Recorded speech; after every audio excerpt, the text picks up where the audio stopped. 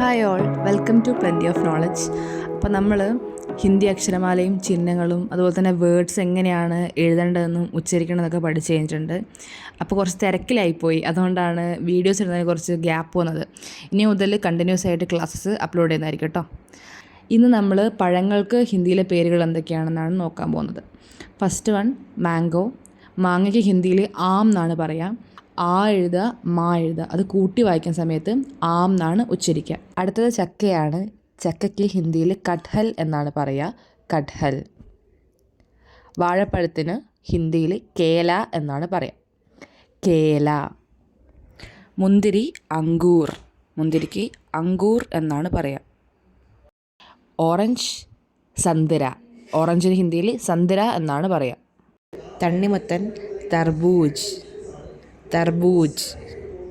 Apple സേബ്, apple സേബ്. പപ്പായ പപ്പീത്ത, പപ്പായയ്ക്ക് ഹിന്ദിയിൽ പപ്പീത്ത എന്നാണ് പറയുക, പപ്പീത്ത. പൈനാപ്പിൾ അനാനാസ്, പൈനാപ്പിളിന് ഹിന്ദിയിൽ അനാനാസ് എന്നാണ് പറയുക.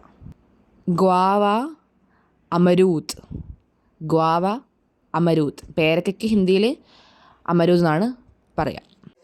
മാതളം അനാർ, മാതളം അനാർ. ഈ അനാർ നമ്മൾ സാധാരണ യൂസ് ചെയ്യുന്ന വേർഡല്ലേ. അപ്പോൾ ഇത്രയുള്ള ഇന്നത്തെ വീഡിയോ.